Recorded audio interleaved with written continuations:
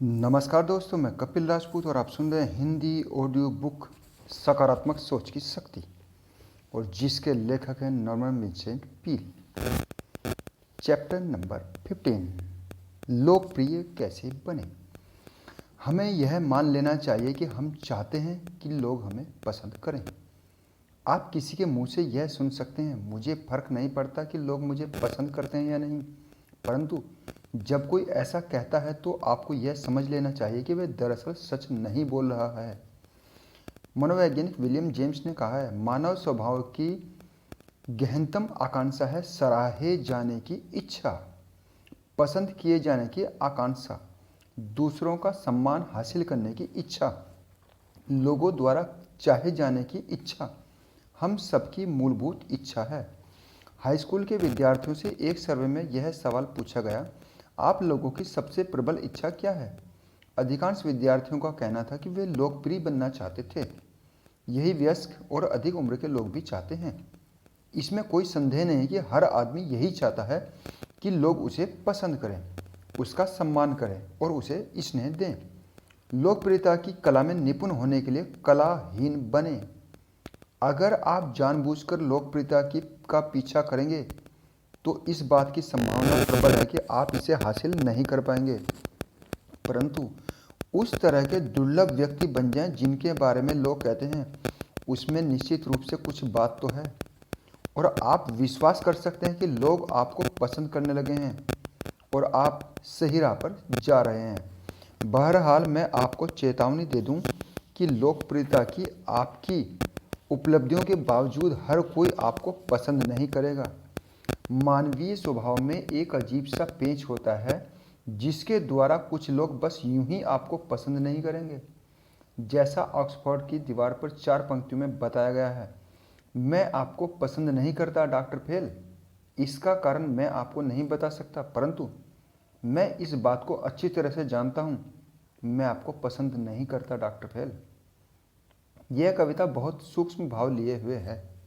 Doctor fail को पसंद नहीं करता, लेखक डॉक्टर फेल को पसंद नहीं करता। वह इसका कारण नहीं जानता, परंतु वह बस इतना जानता है कि वह उन्हें पसंद नहीं करता। इस बात की काफ़ी संभावना है कि यह नापसंदगी अतार्किक हो, क्योंकि इस बात में कोई शक नहीं था कि डॉक्टर फेल एक बहुत अच्छे इंसान थे। शायद अगर लेखक उन्हें ज़्यादा अच्छी तरह से जान लेता तो उसने उन्हें पसंद किया होता, परंतु बेचारे डॉक्टर फेल इन पंक्तियों के लेखक की नज़रों में कभी लोकप्रिय नहीं बन पाए। ऐसा सिर्फ तालमेल की कमी की वजह से हो सकता है। वह अजीब सा तंत्र जिसके द्वारा हम किन्हीं खास लोगों के साथ क्लिक कर जाते हैं या क्लिक नहीं कर पाते। अगर संभव हो तो जितना आपके वश में हो सबके साथ शांति से रहो, और जो भी आपको पसंद न करे उस शहर से निकलने के बाद आप अपने पैरों की धूल तक झाड़कर प्रतीकात्मक रूप से उन्हें अपने दिमाग से निकाल दें। इसका मतलब यह है कि समझदारी इसी में है कि आप उनकी नापसंदगी को अपने आप को गंभीरता से प्रभावित न करने दें, क्योंकि आप हर किसी के साथ पूरी तरह लोकप्रिय नहीं हो सकते। बहरहाल ऐसे कई फार्मूले और तरीके हैं जिनका निष्ठा से पालन करने पर आप ऐसा इंसान बन सकते हैं जिसे दूसरे लोग पसंद करेंगे। चाहे आप स्वभाव से कठिन व्यक्ति हों या संकोची और दब्बू स्वभाव के हों या असामाजिक, फिर भी आप संतोषजनक व्यक्तिगत संबंधों का आनंद ले सकते हैं। आप अपने आप को एक ऐसा इंसान बना सकते हैं जो दूसरों के साथ सहज, स्वाभाविक और सुखद संबंध का आनंद लेता है। मैं नहीं बता सकता कि यह विषय कितना महत्वपूर्ण है। हमें इसमें पारंगत होने के लिए समय देना चाहिए और प्रयास करना चाहिए, क्योंकि जब तक आप ऐसा नहीं करेंगे तब तक आप पूरी तरह सुखी या सफल नहीं हो पाएंगे। इस क्षेत्र में आपकी असफलता आपको मनोवैज्ञानिक रूप से प्रभावित करेगी। लोकप्रियता हमारे ईगो को संतुष्ट करने से अधिक महत्व की चीज़ है। यह जीवन में आपकी सफलता के लिए भी आवश्यक है और स्वाभाविक तथा संतोषजनक व्यक्तिगत संबंध तो और भी अधिक महत्वपूर्ण है। इंसान को सबसे ज़्यादा परेशानी इस बात से होती है कि उसे कोई पसंद नहीं करता या किसी को उसकी ज़रूरत नहीं है। जिस इंसान को जितना ज़्यादा पसंद किया जाता है या जिसकी लोगों को जितनी ज़्यादा ज़रूरत होती है, वह इंसान उतना ही परिपूर्ण इंसान बन जाता है। अकेला आदमी या एकाकी व्यक्तित्व या सबसे कटा हुआ इंसान इतना दुख उठाता है जिसका बयान करना मुश्किल है। आत्मरक्षा में वे अपने आप में दुबक जाते हैं। उनके अंदरूनी अंतर्मुखी स्वभाव की वजह से उनका सामान्य विकास नहीं हो पाता, जो बहिर्मुखी और दूसरों की तरफ उन्मुख व्यक्ति अनुभव करता है। जब व्यक्तित्व अपने खोल से बाहर नहीं निकलता और किसी और के लिए मूल्यवान नहीं बनता, तो यह बीमार पड़ सकता है और मर सकता है। न चाहे जाने या ज़रूरत न होने की भावना से कुंठा, बुढ़ापा और बीमारी भी तेज़ी से आती है। अगर आपको लग रहा है कि आप बेकार हैं, किसी को आपकी ज़रूरत नहीं है, कोई आपको नहीं चाहता, तो आपको इस बारे में कुछ ना कुछ करना चाहिए। यह न सिर्फ जीने का निराशाजनक तरीका है, बल्कि यह मनोवैज्ञानिक रूप से खतरनाक तरीका भी है। जो लोग मानवीय स्वभाव की समस्या से वास्ता रखते हैं, वे इस समस्या और इसके दुर्भाग्यपूर्ण परिणामों को अक्सर देखते रहते हैं।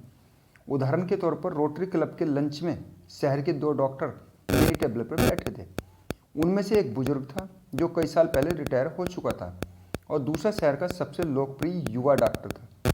युवा डॉक्टर बेहद व्यस्त दिखता हुआ लंच पर देरी से आया और उसने थकी हुई आह भरकर कुर्सी में खुद को पटक दिया। काश मेरा टेलीफोन बजना बंद हो जाए, उसने शिकायत भरे लहजे में कहा। मैं कहीं भी नहीं निकल पाता क्योंकि लोग मुझे हर समय फ़ोन करते रहते हैं। मेरी इच्छा होती है कि मैं अपने टेलीफोन पर साइलेंसर लगवा लूं। बुजुर्ग डॉक्टर ने धीमे से कहा, मैं जानता हूं तुम्हें कैसा लगता होगा जिम। पहले मैं भी यही सोचा करता था कि टेलीफोन की घंटी बजना बंद हो जाए, परंतु तुम ईश्वर को धन्यवाद दो कि टेलीफोन बज रहा है। इस बात पर खुश रहो कि लोग तुम्हें चाहते हैं और उन्हें तुम्हारी ज़रूरत है। फिर उसने निराश स्वर में कहा, अब कोई मुझे फ़ोन नहीं करता। मैं एक बार फिर चाहूँगा कि मेरा टेलीफोन बजे। कोई मुझे नहीं चाहता, किसी को मेरी ज़रूरत नहीं है। मैं अब गुजरा वक्त हो चुका हूँ। टेबल पर बैठे हम सभी बेहद व्यस्त लोग, जो अपनी अत्यधिक गतिविधियों से थका हुआ महसूस करते हैं, उसकी बातों पर काफ़ी देर तक विचार करते रहे। एक अधेड़ महिला ने मुझसे शिकायत की कि उसकी हालत ठीक नहीं है। वह असंतुष्ट और दुखी है। मेरे पति मर गए हैं, बच्चे बड़े हो गए हैं और अब मेरे लिए कहीं और कोई जगह नहीं है। लोग मेरे साथ दयालुतापूर्ण व्यवहार करते हैं, परंतु वे उदासीन हैं। हर एक की अपनी रुचियां हैं और किसी को मेरी ज़रूरत नहीं है। कोई भी मुझे नहीं चाहता। मैं सोचती हूँ, क्या यही वह कारण हो सकता है जिसके कारण मेरी हालत ठीक नहीं है? उसने पूछा। निश्चित रूप से यह एक महत्वपूर्ण कारण हो सकता है। एक बिजनेस ऑफिस में फर्म का संस्थापक, जिसकी उम्र 70 साल से अधिक थी, बेचैनी और दिशाहीनता से इधर उधर घूम रहा था। उसने मुझसे बातें की और जबकि उसका पुत्र, जो बिजनेस का वर्तमान प्रमुख था, फोन पर बातें कर रहा था। मैं उसके पुत्र से मिलने आया था।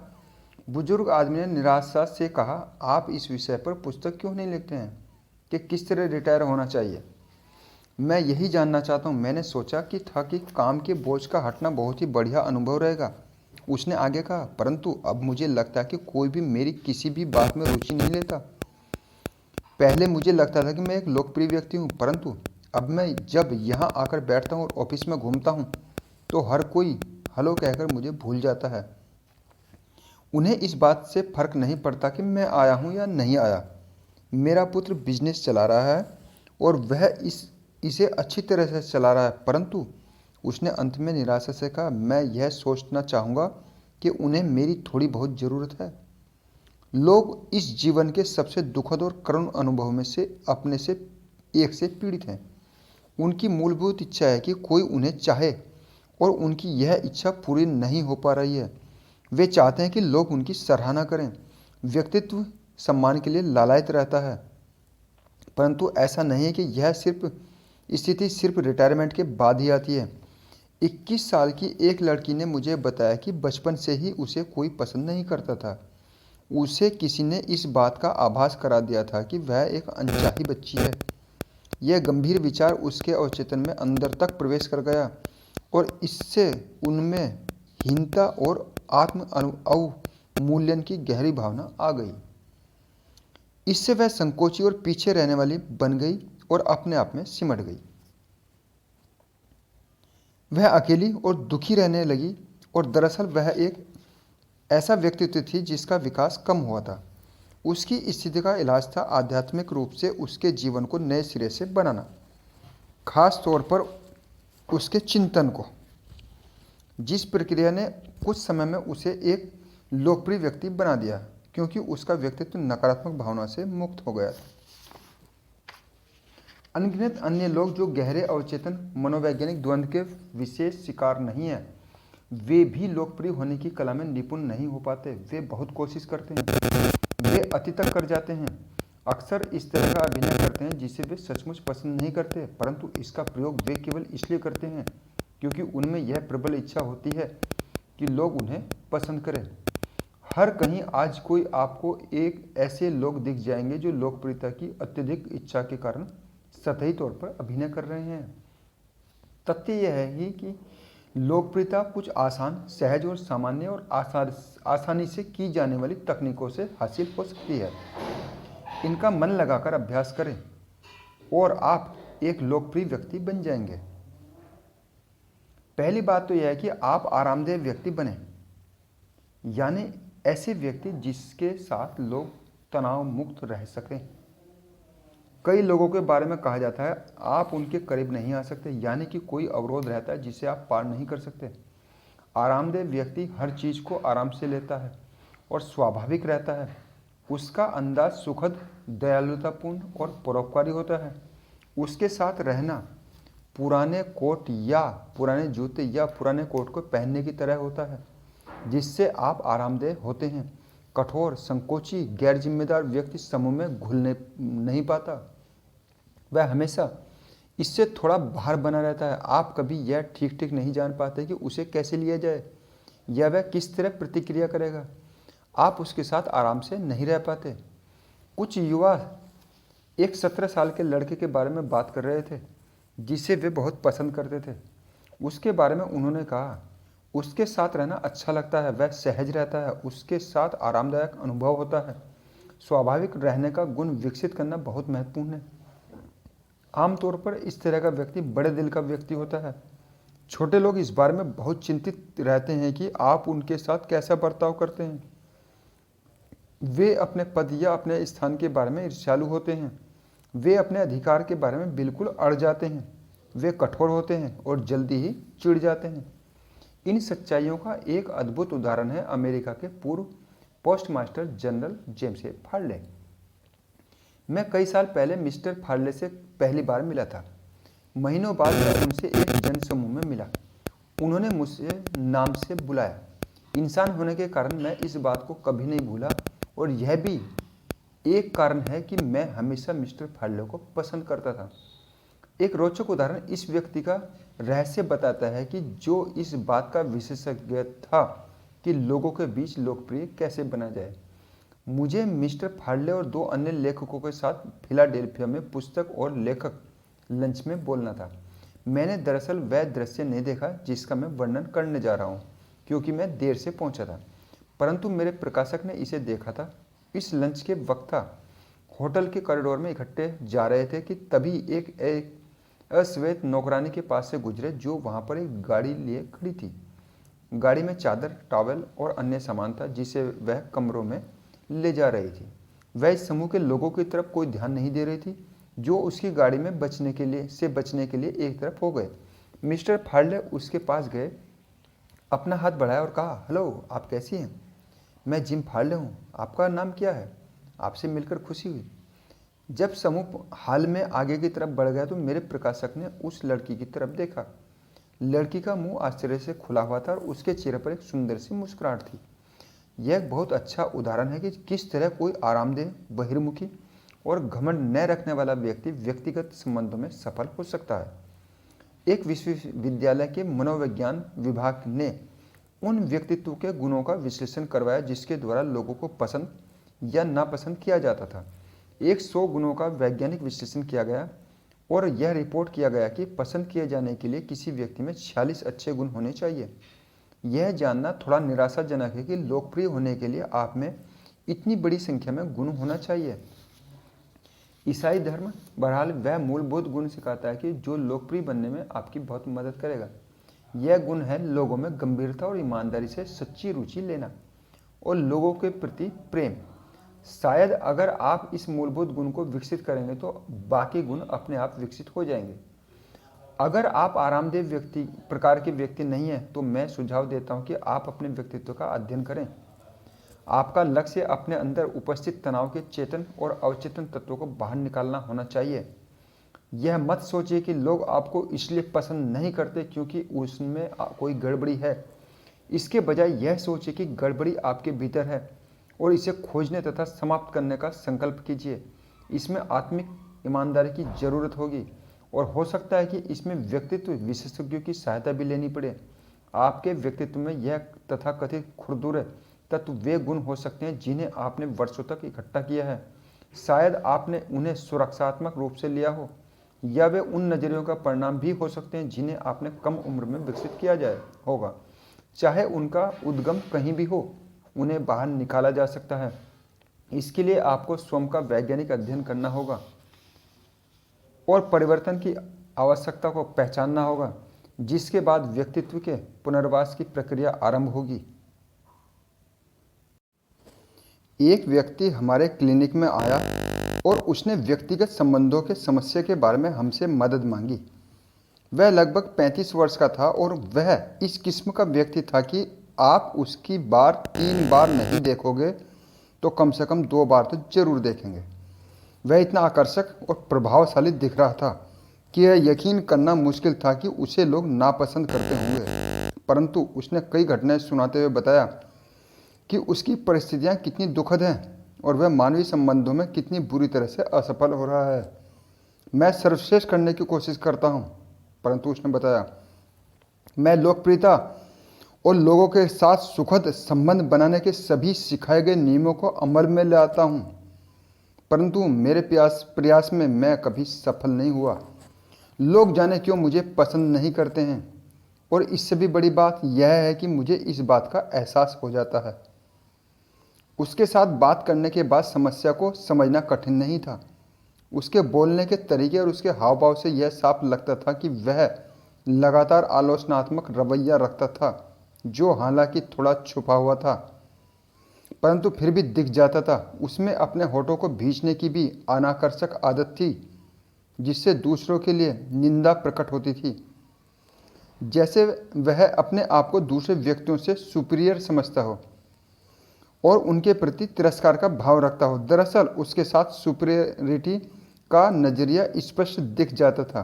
वह बहुत कठोर था और उसमें व्यक्तित्व का लचीलापन नहीं था। क्या मुझे बदलने का कोई तरीका नहीं है ताकि लोग मुझे पसंद करें? उसने कहा, क्या ऐसा कोई तरीका नहीं है जिससे मैं लोगों के साथ गलत तरीके से व्यवहार करने से बच सकूं? निश्चित रूप से वह युवक आत्म केंद्रित तथा अहंकारी था। वह केवल अपने आप से प्रेम करता था। उसकी हर बात, हर नज़रिया अवचेतन रूप से इस बारे में मापा जाता था कि इसकी उस पर क्या प्रतिक्रिया होगी। हमें उसे यह सिखाना पड़ा कि वह खुद को भूल जाए और दूसरे लोगों से प्रेम करे, जो उसके अब तक के विकास के पूरी तरह से विपरीत था। बहरहाल यह उसकी समस्या के समाधान के लिए बहुत ही महत्वपूर्ण था। मैंने पाया कि यह युवक लोगों के साथ चिड़चिड़ा हो जाता था और अपने मस्तिष्क में उनकी आलोचना किया करता था। हालांकि दूसरे व्यक्तियों के साथ बाहरी संघर्ष विकसित नहीं हो पाता था, अंदर अंदर वह कोशिश कर रहा था कि हर आदमी उसके हिसाब से बन जाए। अवचेतन रूप से लोग यह भांप लेते थे, हालांकि शायद वे समस्या को परिभाषित नहीं कर पाते होंगे।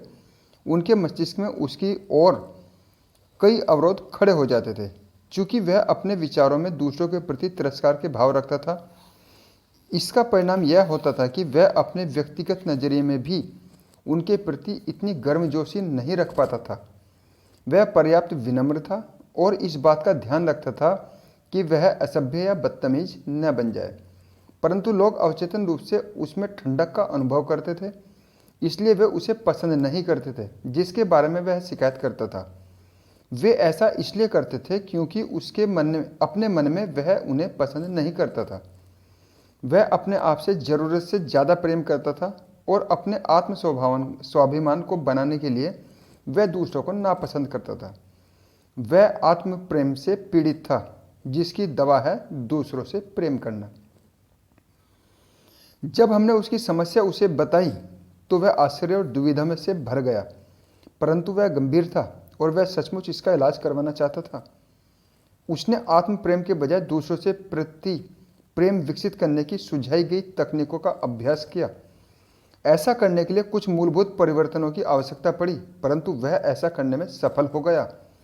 उसे एक तरीका यह सुझाया गया था कि वह रात को सोने से पहले उन लोगों की एक सूची बनाए जिनसे वह दिन में मिला था, जैसे उदाहरण के तौर पर बस ड्राइवर या पेपर वाला।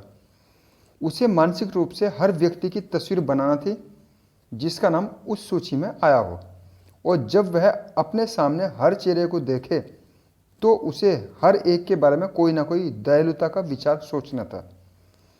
फिर उसे हर एक के लिए प्रार्थना करना थी। उसे अपने छोटे संसार के चारों तरफ प्रार्थना करना थी। हम में से हर एक का अपना संसार होता है, जिसमें वे लोग आते हैं जिनके साथ हम बिजनेस करते हैं या जिनसे हम किसी न किसी तरह से जुड़े हुए हैं। उदाहरण के तौर पर परिवार के बाहर जिस पहले व्यक्ति को इस युवक ने सुबह देखा, वह उसकी बिल्डिंग का लिफ्टमैन था। आमतौर पर वह उससे रूटीन तरीके से गुड मॉर्निंग से अधिक कुछ नहीं कहता था। अब उसने इस लिफ्ट वाले के साथ थोड़ी बहुत चर्चा करने का समय निकाला। उसने उसके परिवार और उसकी रुचियों के बारे में पूछा। उसने पाया कि लिफ्ट ऑपरेटर का दृष्टिकोण रोचक था और उसके कुछ अनुभव बहुत ही मनमोहक थे।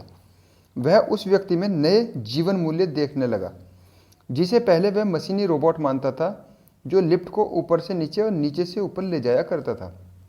वह सचमुच लिफ्ट ऑपरेटर को पसंद करने लगा और लिफ्टमैन भी, जिसने उस युवक के बारे में अपनी सटीक राय बना ली थी, अब अपने विचारों को बदलने पर विवश हुआ। उनमें एक दोस्ताना संबंध बन गया।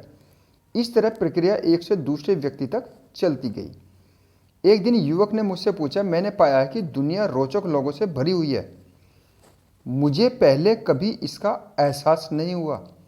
जब उसने यह बात कही तो उसने यह साबित किया कि वह खुद को भूलता जा रहा था, और जब उसने ऐसा किया तो उसने अपने आप को पा लिया।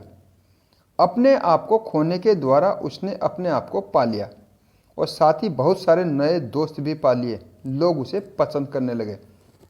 लोगों के लिए प्रार्थना करना सीखना उसके सुधार के लिए महत्वपूर्ण था, क्योंकि जब आप किसी के लिए प्रार्थना करते हैं तो आप उसके प्रति अपने व्यक्तिगत नज़रिए को बदलते हैं। आप अपने संबंध को अधिक ऊंचे स्तर तक ले जाते हैं।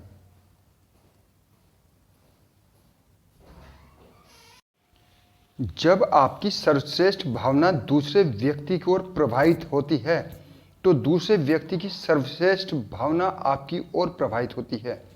सर्वश्रेष्ठ के इस मिलन से समझ की एक बेहतर क्वालिटी दोनों में ही स्थापित होती है।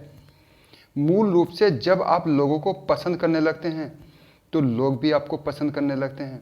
हमारे समय में अमेरिका में रहने वाले सबसे लोकप्रिय व्यक्तियों में से एक स्वर्गीय विल रॉजर्स, उन्होंने एक ज़बरदस्त वाक्य कहा था जिसे मैं कभी नहीं भुला पाऊंगा। मैं कभी किसी ऐसे व्यक्ति से नहीं मिला जिसे मैंने पसंद न किया हो। यह थोड़ा अतिशयोक्तिपूर्ण लगता है, परंतु मुझे विश्वास है कि विल रॉजर्स ऐसा नहीं मानते थे। वे लोगों के बारे में इसी तरह महसूस करते थे और इसका परिणाम यह था कि लोग उनकी तरफ ऐसे खुल जाते थे जैसे फूल सूरज के सामने खुल जाते हैं। कई बार यह कमज़ोर आपत्ति उठाई जाती है कि कुछ लोगों को पसंद करना या प्रेम करना बहुत मुश्किल होता है।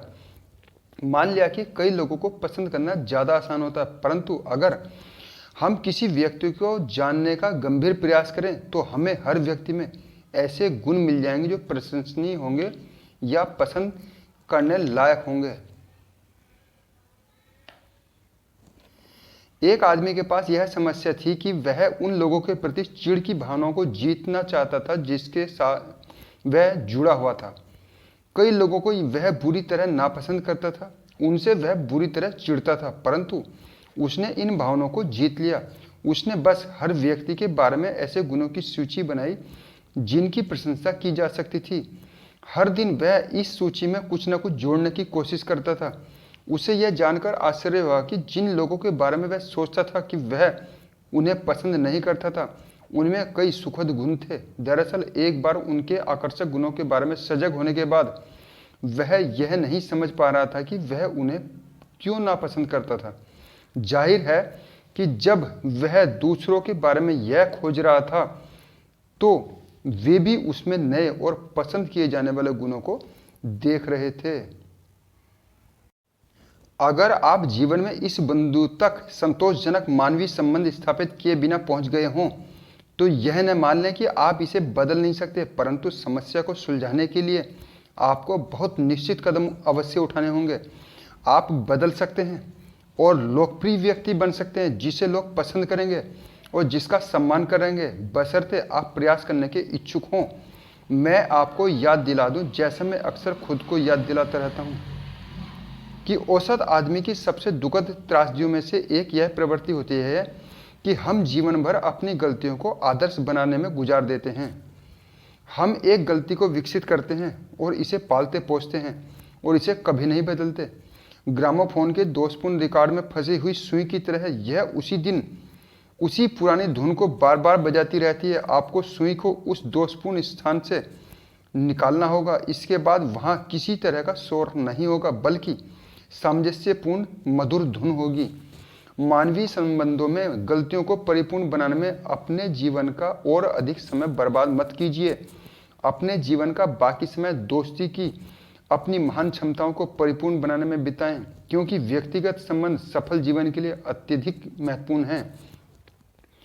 लोगों द्वारा खुद को पसंद करवाए जाने का एक और महत्वपूर्ण तत्व है कि आप सामने वाले के ईगो को बढ़ावा देने का अभ्यास करें। हम सबके लिए ईगो हमारे व्यक्तित्व का सार होने के कारण पवित्र होता है। हर आदमी में खुद को महत्वपूर्ण समझने की आदत और सामान्य इच्छा होती है।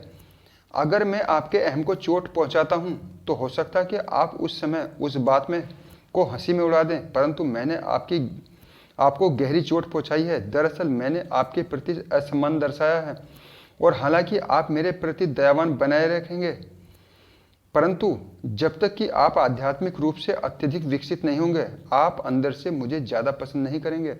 दूसरी तरफ यदि मैं आपके आत्मसम्मान को बढ़ावा देता हूं और आपके व्यक्तिगत महत्व की भावना में योगदान देता हूं, तो मैं आपके ईगो के प्रति काफ़ी सम्मान दर्शा रहा हूं। मैं सर्वश्रेष्ठ रूप में होने में आपकी मदद कर रहा हूं, और इसलिए आप मेरे इस कार्य को पसंद करेंगे। आप मेरे प्रति कृतज्ञ होंगे और मुझे पसंद करेंगे। दूसरे आदमी की ईगो को पिचकाने की प्रक्रिया को आहिस्ता से भी किया जा सकता है, परंतु आप इस बात का अंदाजा नहीं लगा सकते कि सिर्फ एक वाक्य या नजरिए से सामने वाले को कितना बुरा लग सकता है, जबकि आपका उसे नीचे दिखाने का कोई इरादा नहीं था। यह रहा वह तरीका जिससे ईगो अक्सर पिचकता है। अगली बार जब आप समूह में हो और कोई व्यक्ति चुटकुला सुना रहा हो जिसे सुनकर आपको छोड़कर हर आदमी हंस रहा हो, तभी हंसी के खत्म होने के बाद आप व्यंग से यह कहें, चुटकुला तो अच्छा है, मैंने इसे पिछले महीने ही अमुक मैगजीन में पढ़ा है। निश्चित रूप से आपने अपने सुपीरियर ज्ञान का प्रदर्शन करके खुद को महत्वपूर्ण तो साबित कर दिया, परंतु इससे चुटकुला सुनाने वाले आदमी पर क्या असर हुआ? आपने उससे एक अच्छा चुटकुला सुनाने की संतुष्टि छीन ली। आपने उसे उसकी क्षणिक लोकप्रियता के मंच से उतार दिया और सारा ध्यान अपनी ओर खींच लिया। दरअसल आपने उसके गुब्बारे की सारी हवा निकाल दी और आपने उसे पूरी तरह पंचर कर दिया।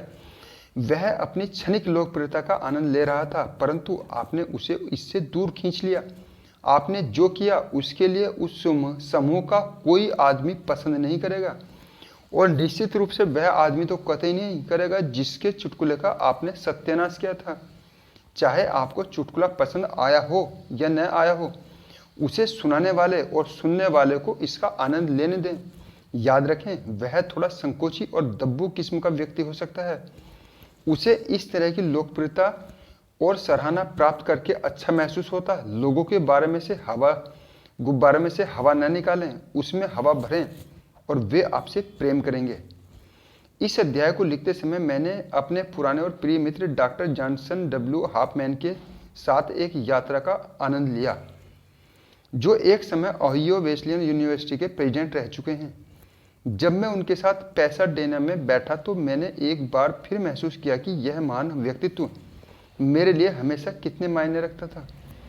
कई साल पहले कॉलेज से मेरे ग्रेजुएशन के पहले वाली रात को हमने एक समारोह का आयोजन किया था, जिसमें वह उपस्थित थे और जहां उन्होंने भाषण दिया था। डिनर के बाद उन्होंने मुझसे कहा था कि मैं उनके साथ उनके घर तक घूमने चलूं। जून की सुंदर चांदनी रात थी। पूरी पहाड़ी पर वे मुझसे जीवन और अवसरों के बारे में बात करते रहे और उन्होंने मुझे बताया कि जब मैं बाहरी दुनिया में कदम रखूंगा तो कितना रोमांच मेरा इंतजार कर रहा है।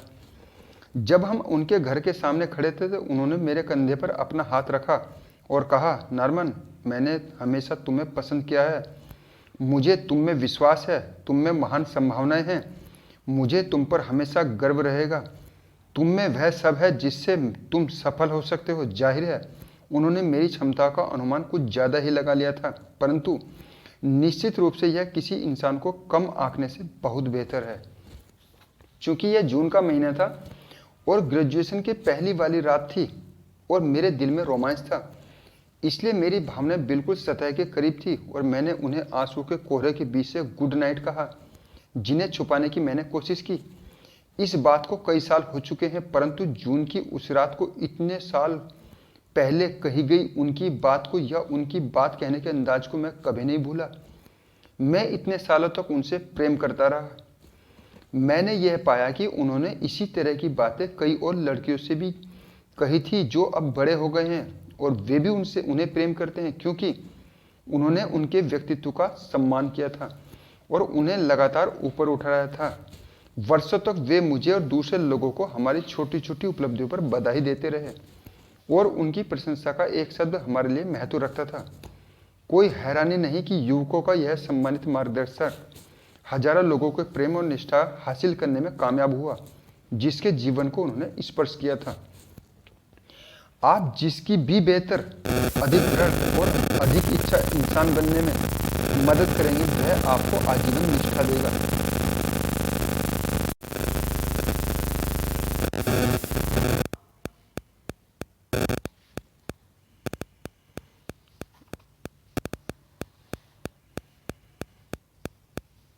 आप कितने अधिक लोगों को बना सकते हो, बनाएं। इसे निस्वार्थ भाव से करें।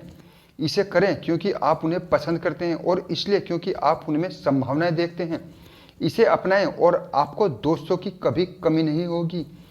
आपके बारे में हमेशा अच्छा सोचा जाएगा। लोगों को बनाएं और उनसे सचमुच प्रेम करें, उनकी भलाई करें और उनका सम्मान और प्रेम आपकी ओर प्रवाहित हो जाएगा। लोग आपको पसंद करें, इसके मूलभूत सिद्धांतों का पर लंबा कुछ कहने की जरूरत नहीं है, क्योंकि वे बहुत आसान हैं और अपनी सच्चाई खुद बयान करते हैं। बहरहाल मैं यहाँ पर 10 व्यवहारिक नियमों की सूची दे रहा हूँ जिनसे आप दूसरों का सम्मान हासिल कर सकते हैं। यह सिद्धांत कितने कारगर है यह असंख्य बार प्रदर्शित हो चुका है। इनका अभ्यास करें जब तक कि आप इनमें पारंगत न हो जाएं, जब तक लोग आपको पसंद न करने लगें। नंबर 1, नाम याद रखने की आदत डालें। अगर आपको नाम याद नहीं रहते तो इससे सामने वाला यह समझ सकता है कि आप उसमें रुचि नहीं ले रहे हैं। किसी भी आदमी का नाम उसके लिए बहुत महत्वपूर्ण होता है। नंबर 2, आरामदेह व्यक्ति बने ताकि आपके साथ रहने से कोई तनाव में न रहे। उस तरह के व्यक्ति जैसे पुराना जूता या पुराना कोट होता है। नंबर 3, रिलैक्स्ड रहने का गुण विकसित करें ताकि आप छोटी छोटी चीज़ों या बातों पर का बुरा न मानें। नंबर 4, अहंकारी न बने। ऐसे संकेत न दें जैसे आप सब कुछ जानते हो। स्वाभाविक बने और विनम्र रहें। नंबर 5, रोचक बनने का गुण विकसित करें ताकि लोग आपके साथ रहना चाहें और आपके साहचर्य से कुछ प्रेरक या महत्वपूर्ण बात जान सकें। नंबर 6, अपने व्यक्तित्व से खुरदरे तत्वों को निकालने के बारे में अध्ययन करें। कुछ तत्वों को भी जिनके बारे में आप जानते न हो। नंबर 7, हर गलतफहमी को दूर करने का प्रयास करें, नफरत और शिकायतों को अपने दिल से निकाल दें। नंबर 8, लोगों को पसंद करने की कोशिश करें जब तक कि आप सचमुच ऐसा न करने लगें। याद रखें, विल राजर्स ने क्या कहा था, मैं कभी किसी ऐसे व्यक्ति से नहीं मिला जिसे मैंने पसंद न किया हो। ऐसा बनने की कोशिश करें। नंबर 9, किसी की उपलब्धि पर बधाई देने का अवसर न छोड़ें, न ही किसी के दुख या निराशा में सहानुभूति व्यक्त करने का कोई अवसर जाने दें। नंबर 10, गहन आध्यात्मिक अनुभव हासिल करें ताकि आप लोगों को बेहतर और सुखी बनाने में मदद कर सकें, ताकि वे जीवन का सामना अधिक प्रभावी ढंग से और अधिक दृढ़ता से कर सकें। आप लोगों को प्रेम और सुख देंगे तो वे भी आपको बदले में प्रेम और सुख देंगे। मैं कपिल राजपूत और आप सुन रहे हैं हिंदी ऑडियो बुक सकारात्मक सोच की शक्ति। ये चैप्टर आपको कैसा लगा? अच्छा लगा आप लाइक कर सकते हैं। यदि आपने अभी तक चैनल सब्सक्राइब नहीं किया है तो आप चैनल सब्सक्राइब कर सकते हैं, जिससे आने वाला चैप्टर दिल के दर्द की दवा आपको सबसे पहले मिले। आपने मुझे सुना, उसके लिए बहुत बहुत धन्यवाद। Thank you.